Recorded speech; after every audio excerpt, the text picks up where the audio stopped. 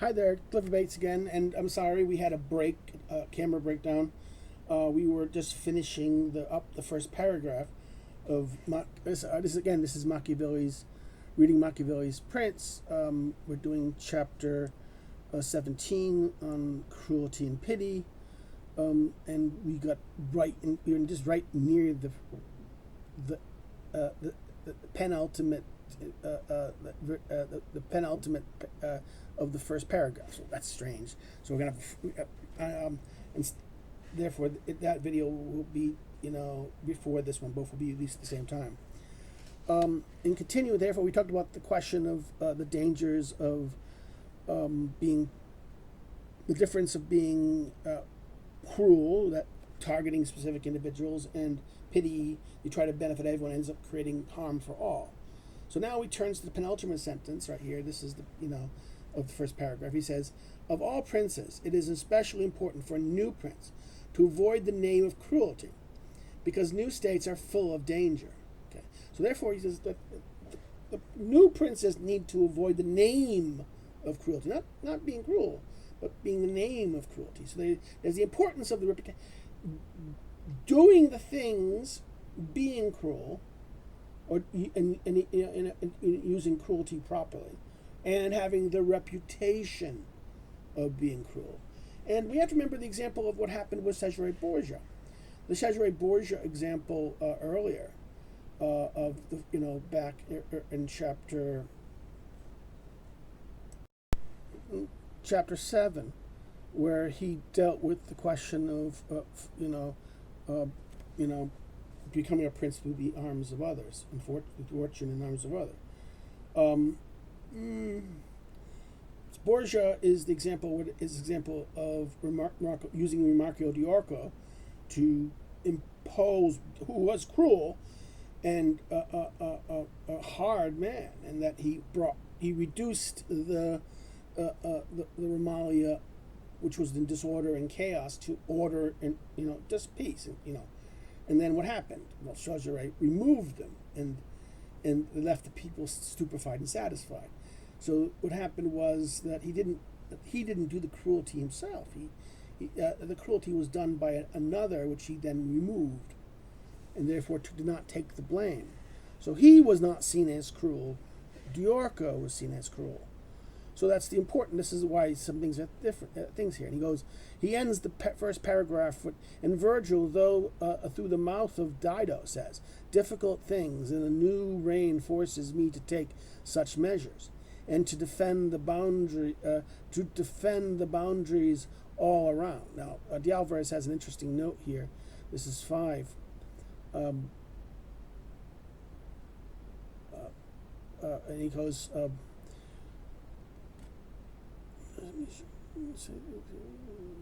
It's note 5, and note 5 on page 104.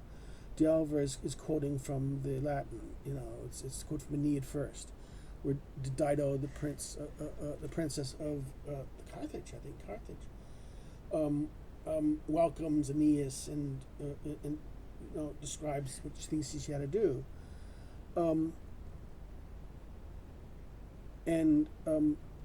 Therefore, this is the problem. Difficult things, and a new reign forces me to take such measures, and to defend the boundaries all around. In other words, he had to defend everything, and because the new states are full with danger. A new state, a new enterprise are always filled with danger, and therefore you have to be very careful with even cruelty or anything, because or doing things, because you have to make sure that what happens is effective and not going to be backfires. We have some problems with the door, and that's why so it's a little. So please forgive we end the paragraph here. So the next paragraph is a short one. It's basically it looks like really one sentence, one long sentence. It says, "Nevertheless, he ought to be deliberate in belief and action, nor should he make fear for himself, semicolon.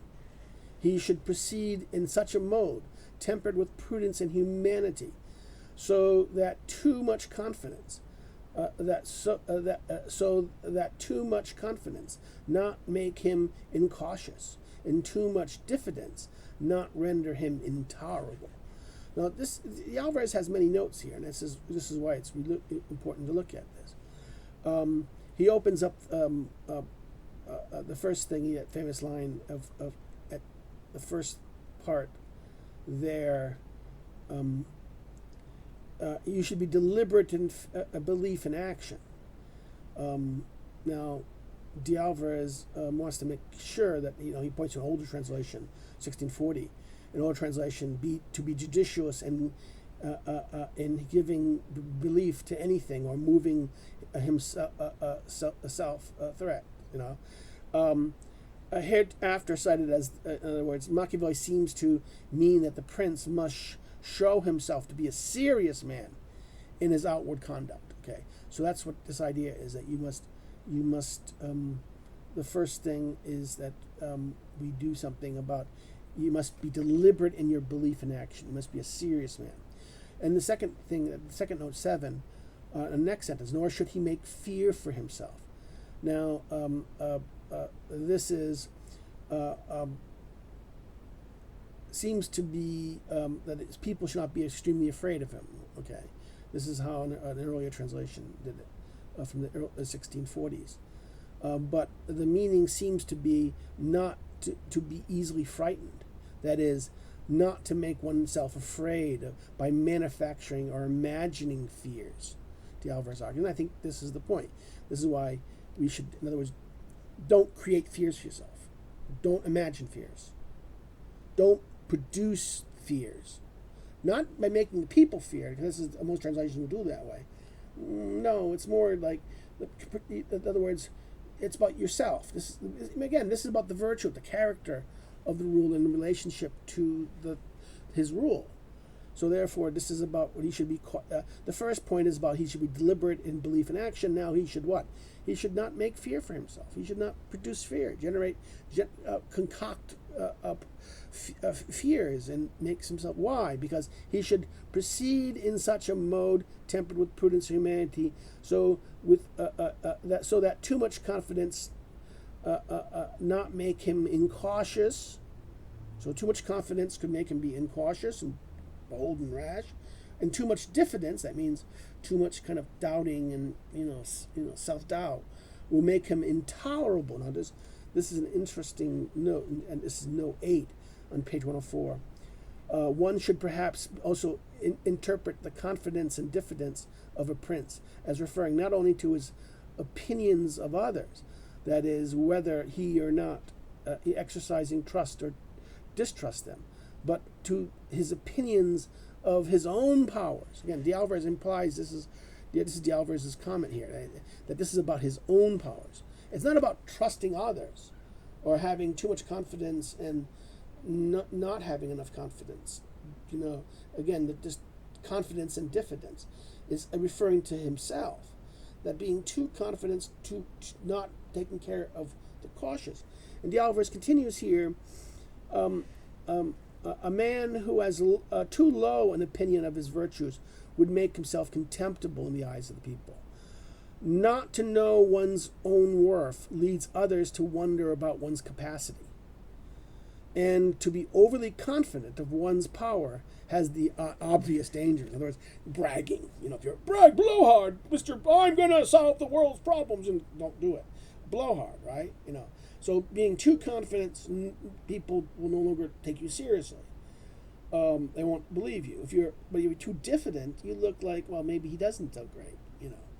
This is the problem. You should have you should understand, if you're too cautious and too worried and too doubtful about yourself, well, people will see that and think maybe they will be done. As de Alvarez says, not to know one's own worth leads others to wonder about the person's capabilities. Let's continue now to the next. He goes, and the next paragraph. He goes, from this arises a dispute, This leads us to the famous question. So first we had these two paragraphs that introduced the theme and cruelty and pity, but now in the third paragraph we get the dispute. And it's colon, whether it is better to be loved than feared, or the reverse. So we get to the heart of the matter. One may respond, this is the second sentence, one may respond that one would wish to be both, the one and the other. But since it is difficult to mix these qualities together, it is much safer to be feared than loved, comma, if one of the two must be lacking, period.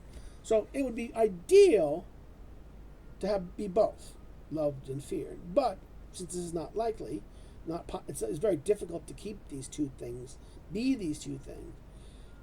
If you can't have both, and one will be lacking, then it's better to be feared than loved.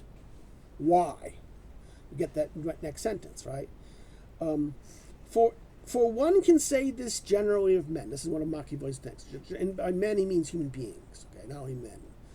But mostly, maybe even men itself. Okay, you can say maybe let's be male chauvinist and say this is men, but then it's a very negative picture of men, right? He says, for if one can say this generally of men, they are ungrateful, fickle, hypocrites, and dissemblers, evaders of dangers, lovers of gain, and while you do them good, they are wholly yours, offering you blood, goods, life, and sons, as has been said above, when the need is far off. But when it approaches you, they revolt, period. Now, this is a very interesting sentence. Now, pay attention to the things. What about men? Men, he gives a lot of qualities first. They're ungrateful, fickle, hypocrites, and dissemblers, liars, right? Evaders of dangers, lovers of gain. So we have a set of 1, 2, 3, 4, 5, 6. 6 specific qualities. And then conditions. When the dangers are far off, they what? They will offer you blood, good, life, and sons. But when the danger approaches, they revolt. So these wonderful, he sets a nice cascading character.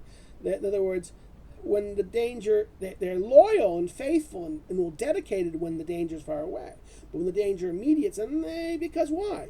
Again, they're lovers. Remember these criteria. They're ungrateful, fickle, hypocrites, dissemblers, evaders of dangers, lovers of gain.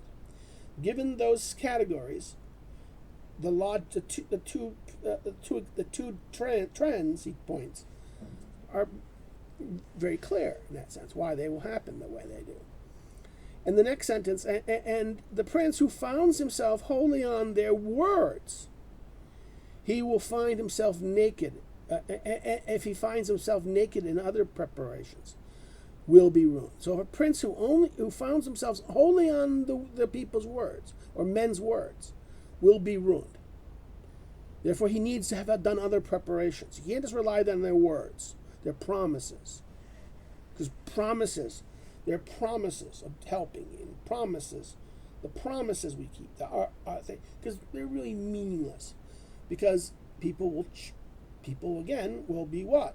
They are, as he says, ungrateful, fickle,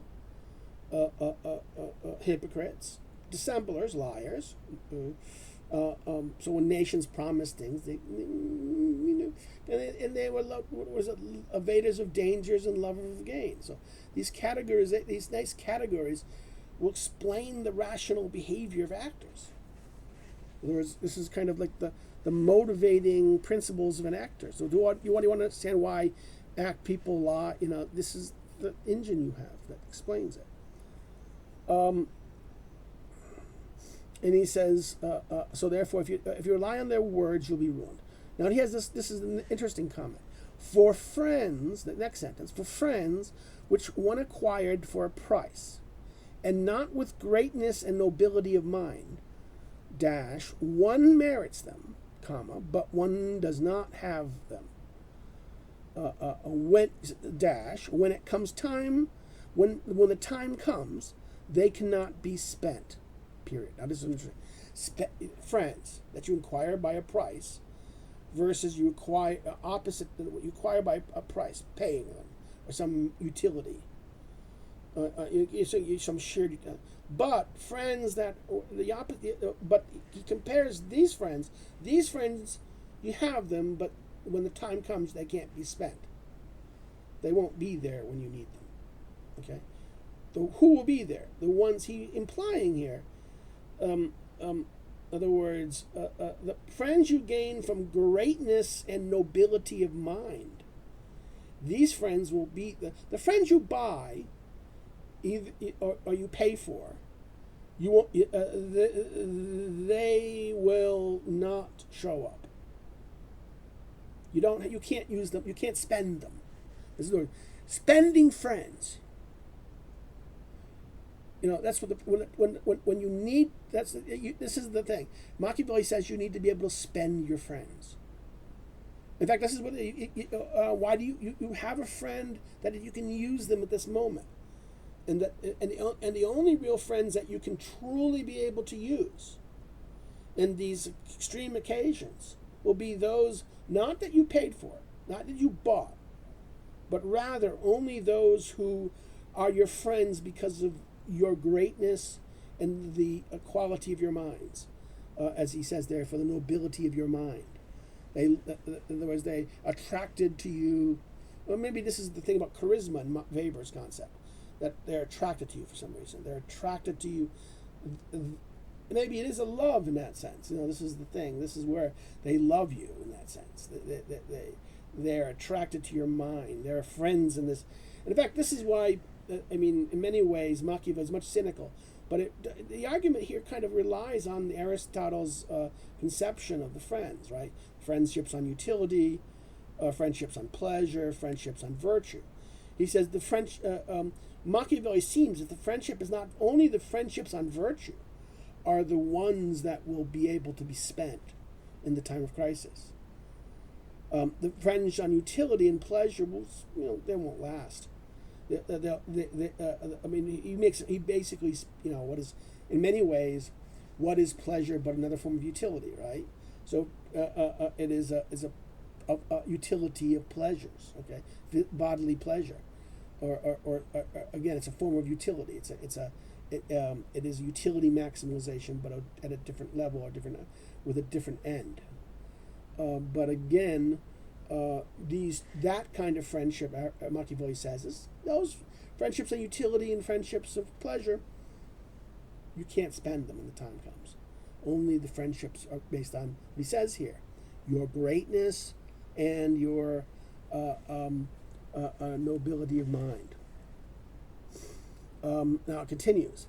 And men are less cautious about offending one who has made himself loved than one who has made himself feared, semicolon. For love is maintained by a chain of obligations, which because of men's wickedness is broken on every occasion of their own utility. But fear is maintained by the dread of punishment, which never abandons you. Love is a chain of obligations. Love is a chain of obligations, which utility can override. Okay?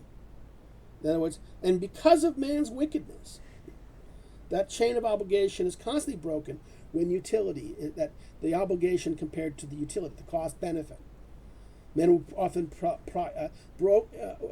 as he would imply, man's wickedness would obligate, in other words, his promises, his utility, his good, his utility benefit is better, more important than his promises, his obligations that he's made. So no. And that can be, and what happens is, in other words, he ends it. They're broken on every occasion of their own utility, but fear is maintained by dread of punishment that never abandons you. That's why fear is the powerful tool that it is in that sense. Now this leads us to the fourth paragraph out of this again has of 7. At the bottom of page 101. The prince, nevertheless, ought to make himself feared in such a mode that that if he does not acquire love, then he avoids hatred. Semicolon. For being feared and not hated can go well together, and he will always bring this about if he abstains from the goods of his citizens and subjects, and from their women. Period. Okay. Whoa. In other words, if you can't make yourself loved, you can be feared. Well, okay, you can be feared, but you should be feared in a way that you avoid hatred. Okay, and how can you? And for being feared and not being hated can go well together. And he says he can always bring this about by what? If you don't touch the goods, the property, the things that belong to your subjects, your citizens and your subjects. Whoever's your subject, your fellow citizens, don't take them. If you're in a civic republic, then this is very good advice both for republics and this. If you're going to do something, don't take.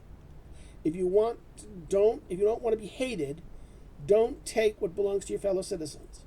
Don't take your subjects, and particularly, and from their women. Don't touch their women.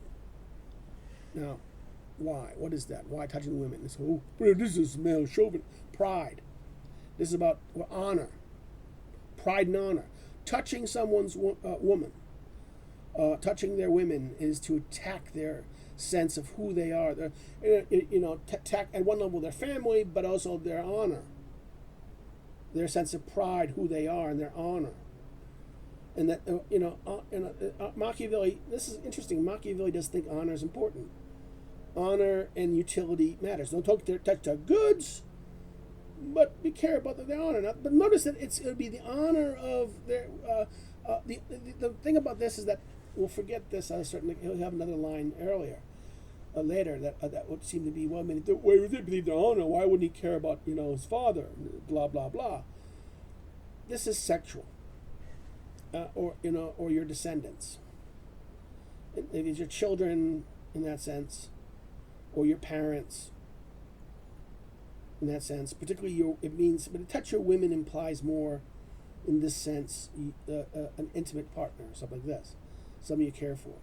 The intimacy is particularly it's your woman. It's in that sense. Again, he's materializing women. No, this is about not materializing women. You're misunderstanding this thing. That's why he separates it in that sense. He kind of says that don't touch their goods and don't touch their women. Abstain from their goods and their women. Okay. Let me continue here. If he, the sentence, he can actually continue after sentence. If it becomes needful to proceed against the blood of someone, in other words, you have to kill somebody. You're going to have to kill family, some enemy or opponent. He should do so when there is a suitable justification and manifest cause. You have to have a justification for it, and it must have a cause. Manifest cause. Semicolon. But above all, he should himself abstain from the goods of others. In other words, don't go killing people because you want their money. Don't go killing them or doing things because you want their money. That's not a good argument. That is not a good justification or a manifest cause. This is something he took. That's why liberality is so dangerous. If you need to get the money because you have to do things like that to get the money, not worth doing. But he says what he should say. He says, and above all, he should abstain from the goods of others. For men forget more quickly the death of a father than the loss of a patrimony. Now, patrimony means the inheritance. That's very... Now, wait a minute. you said up there it's about honor, but not for women. Again, this is why I don't think it is. It means in the sense that of your family members in that kind of sense. He says, forget a patrimony. The patrimony matters, the estate, the inheritance. The death of a father can maybe be overcome by that, the fact that you have the estate, that you can enjoy the work of the father, the goods of the father. You inherited it still. Don't touch the inheritance. If you're not going to extinguish the whole line, okay? If you're not going to extinguish the whole blood, you're only going to go after these people, and you're going to have to do it because the reason is for a justification that is with a suitable justification, which means either getting power, maintaining the order of the state, avoiding great evils that destroys the state. Okay, sensible justification and manifest cause. This is what allows you, if you're going to move against the blood of others. But if you do that, still do not touch their patrimony. Let the children inherit, because they will. They may be angry at you about killing their father. Maybe the honor might drive them to react. But if you took both, that would really compel them to act. So in other words, you kind of at one level that, but then they get to enjoy their utility. And remember what they said about Machiavelli, about fickleness, about obligation. The chain of obligation also applies to one's parents and one's lovers. In that sense, this chain of obligation is and that man's wickedness will lead to the break of every occasion. Previous paragraph, right? Okay, true. But here, this leads us to the big insight here. Well, but what about women? Why? What's it about? Because it's not about the woman. It's about that she's yours, and that therefore they touching it shows that they have no fear of you or no respect for you. And therefore this acts revenge. Okay? Now, we continue the next, I think this is the last sentence in this paragraph. Moreover, the causes for taking goods are never lacking. And he who begins to live by rapine, taking the goods of others, including their women, will always find cause of taking that which belongs to others, semicolon. While on the contrary, causes to proceed against the blood are very rare and are very quick and are very quickly lacking. So therefore, taking goods is constantly there. You never lack the causes for taking goods.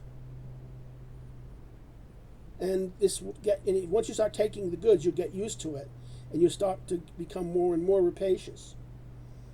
And you will always find causes for taking what belongs to others. But going against someone's blood, this is going to be far rarer. It'll be very rare. Again, you have to have those two justifications, a suitable justification and a manifest cause. And that what he says are very quickly lacking. The next paragraph,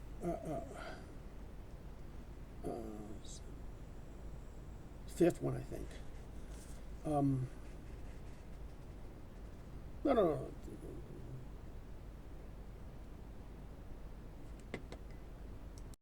Yeah, it's the fifth one. He says, but when the prince is with his armies and has multitudes of soldiers under his government, then it is wholly necessary not to care about the name of cruelty. So when he's governing his soldiers, when the prince with his armies and has multitudes of soldiers under his government, then he needs to very much not care about cruelty. Without the name, one cannot keep his army united or disposed to do any deed. In other words, you need to be perceived to be cruel here with dealing with your soldiers, he seems to be saying. In other words, without the name, one cannot keep his army united or disposed to do any deed. So, in other words, they have to fear you enough that you have to be perceived, so thought to be so cruel that they would you punish them in ways that are worse than dying. Okay. The next sentence, third sentence, he goes, among the wonderful actions of Hannibal, Hannibal, the great Carthaginian general that invaded, the story of his invaded over the Alps with elephants and drove the poor Romans crazy for a long time. In fact, he defeated army after Roman army after Roman army after Roman army, to the point where the Romans pulled the strategy of not fighting him. Okay.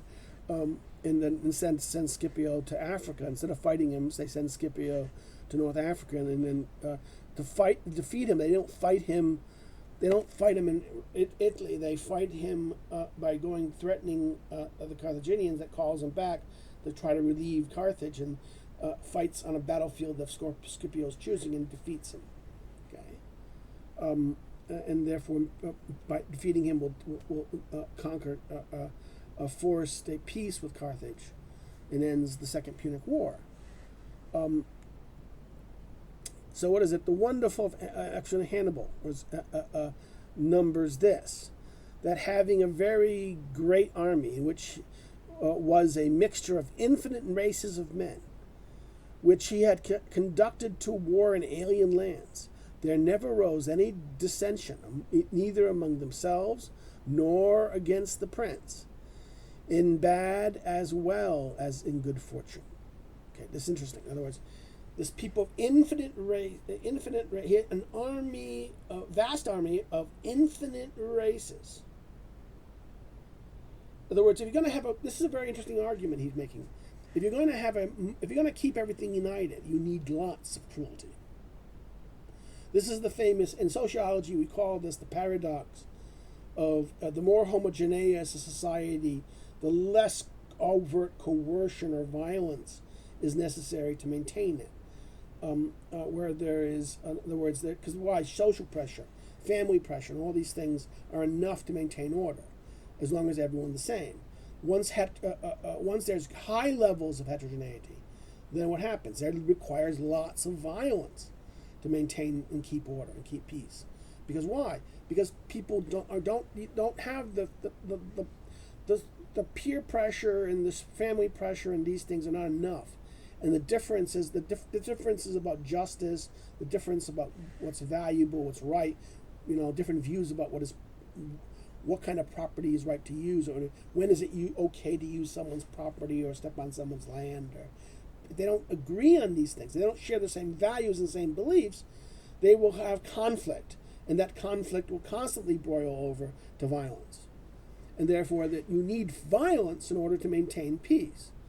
So therefore, in this example that he gives of an army, armies themselves require lots of coercion to maintain them. Because no one voluntarily goes to die, okay, in that sense. Even when they do, they kind of, doing for a great cause or something. But still, the commander still orders them to do it. And if you disobey, you can be shot for disobeying an order, direct order in war. So, and this is the whole point that he's trying to make a concept. And what happened? That Hannibal was able to put together a mixed infinite race of mixed infinite races. And there was a huge army, a great army of infinite races. And he's able to conduct war in an alien land, and never rose any dissensions among them, or between them, or between them and their prince. I mean, him as general, right? Him as leader. Then what happened? And this lack of dissension was both in times of benefit, good fortune, as well as bad fortune. So the example of Hannibal is a very shock, about the the necessity to be violent, to maintain good order. That lack of dissension could not have proceeded from any anything other than his inhuman cruelty, towards which his infinite virtues always made him, in the eyes of his soldiers, venerated and terrible. His what? His great virtues, but his infinite cruelty. His infinite cruelty and his, his line. This is very interesting. His, in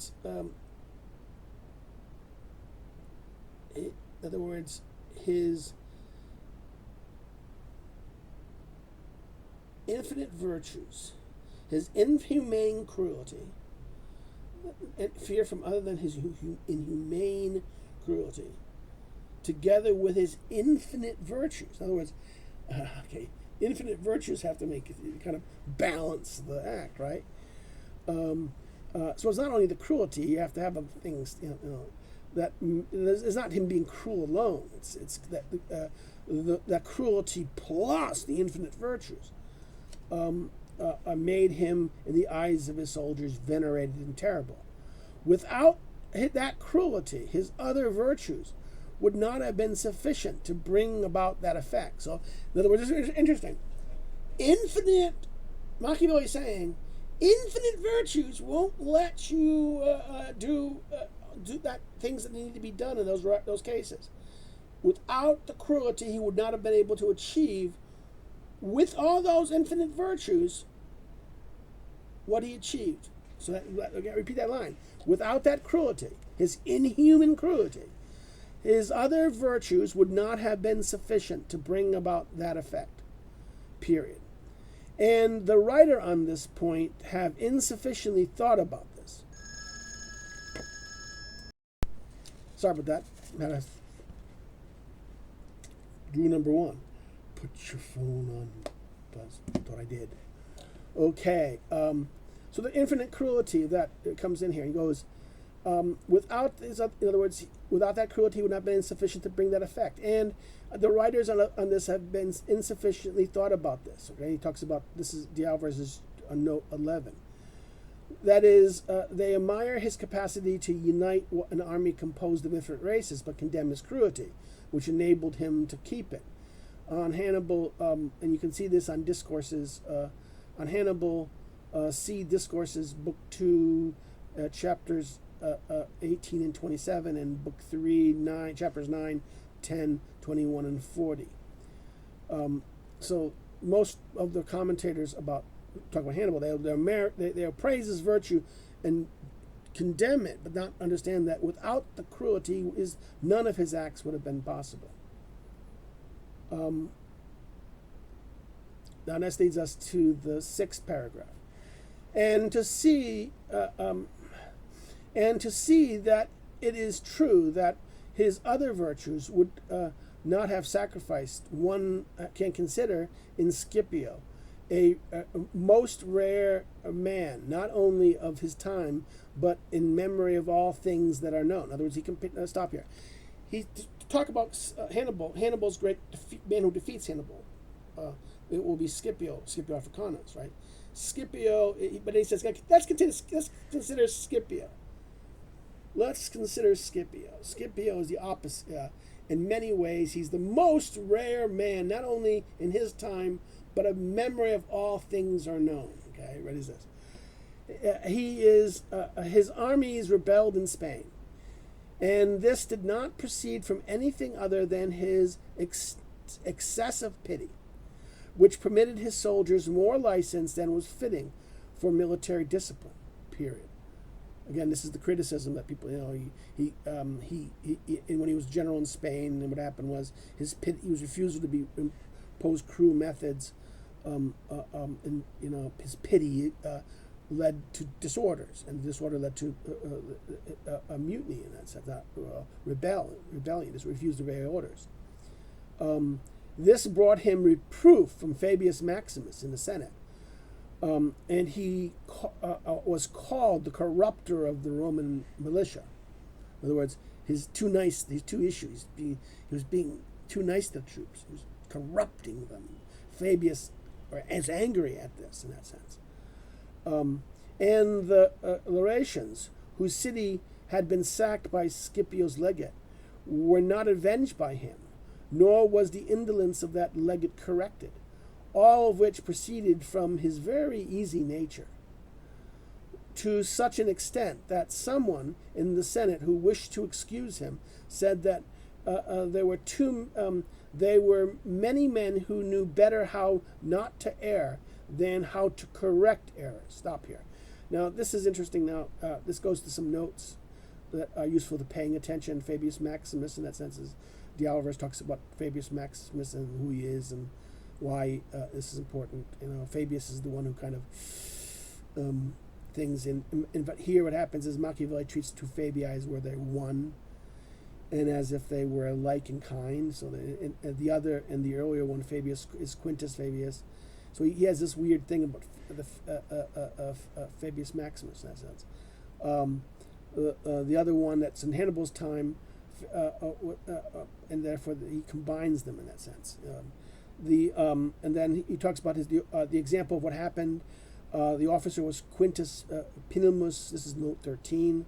He looted Locri, not sparing the treasures of Persone, which is the goddess. Scipio kept him in command, and the Senate had to intervene, arresting and imprisoning him. Quintus, the Quintus, for his crime. The Senate had to intervene. In other words, he was Scipio wasn't going to punish him. Scipio forgave him. Okay, Scipio persuaded him. And then one of the ambassadors of Locri, same problem. And the line, in other words, there's that line, and I want to talk about it. That it was that 13 that the legate correct insolence of the legate correct. We talked about that, and then the Senate would, in other words, that to such an extent, someone in the Senate who wished to excuse him said it was many men knew how better not to err than how to correct errors. Right. So this is that 14 note. In other words, this again refers to the ambassador, how to deal with the ambassador of that.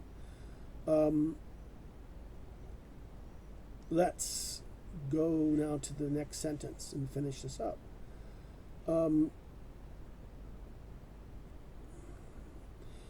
After that line about correcting errors, some people know how better not to err than to correct errors, right? This nature of his would have in time wronged Scipio's fame and glory, had he continued it with it in the imperium. But since he lived under the government of the Senate, this harmful quality was not only hidden, but it brought him glory. Now, this is why Dialvarez's next line, and has a note here about imperium. He says, Nello imperator could also mean into empire. That is, one could read this passage as which nature of his would have time in his time wrong Scipio's fame and fortune had he continued into the empire with it. Again, this is a different translation. But imperium, that is the supreme command, seems more likely meaning. And he says, the final judgment of Scipio cannot be made until after a careful consideration of the discussion of cruelty and pity in Discourses 3:19-22, chapters 19-20. The comparison between Hannibal and Scipio, between a cruel nature and an easy one, is found in Discourses 3, chapter 21. Hannibal, Fabius, and Scipio seem to represent three most important kinds of men. Chapter 14, one may say, treats the formation of the prince, while chapter 17 treats the matter or the body that is the nature of the prince who is to be formed. In other words, so therefore, if chapter 14 deals with the formulation of the prince, here is treating the body, and the difference between Hannibal, whose extreme qualities, Fabius, whose who's a hard, cruel master, but but actually is a reprover of the corruption of Scipio, and Scipio, who's laxness. Now, it says the argument is that he would have been, if he went to command, if he wanted to be ruler, if he wanted to be the guy in charge, if he was really ultimately in charge and not the Senate, if he was in charge. Remember, under the Republic, the Senate was ultimate decision, the supreme commander in that sense. The general was only the commander on the field. The Senate would negotiate peace and to make real decisions, and through the councils, or in case of dictator in that sense. When a dictator's established, and he would have that. But here, in other words, no. What happened was, because he lived in the government of Sentis, this harmful quality was not only hidden, but it brought him, in other words, his pity, his piety. This pity, not being cruel, will bring you great reputation in the Republic. But if he was truly in command, it would be disaster in that sense. So therefore, he was an extraordinary man, Scipio is. But if he tried to be a great captain, see, Scipio doesn't really seek to become a prince. Does not seek real, true command. To seek imperium. What is imperium? The power of life and death, and that's what it means in general sense, but also supreme rule. And then we will continue here with the last paragraph. I conclude then, returning to the question of being feared or loved, that since men love at their own pleasure and fear at the prince's pleasure, a wise prince should found himself on that which is his, and not that which is dependent upon others. He ought only to contrive to avoid hatred, as had been said. So what is he saying? Remember, he's always been saying it should be, the prince should always rely on what is yours. In other words, what he says, love. You can't make people love you. If they love you or not, that's in their power. Their power. That's the, in other words, to depend upon love is to depend upon others. Fear, you make fear. And that line is, that's the question of being fear loved. Since men love at their own pleasure and fear at the prince's pleasure. Love is at the discretion or the decision of the other person. Fear is your discretion. It's yours. And if that's the case, always go with what is yours. Okay, on that note, we're done. Again, this tape was broken, so therefore we have 2 episodes, like this. Again, if you liked this video, give it a thumbs up. If you have any questions, please, and if you liked it, also share it with friends. But if you have any questions about what we covered on this, or about this chapter, or anything, put the comment below. Again, the text reference, check below. My social media links are listed below if you want to follow them. Also, if you have want to, please subscribe. Okay, he said please subscribe if you liked it, want to see more of it. Again, good day.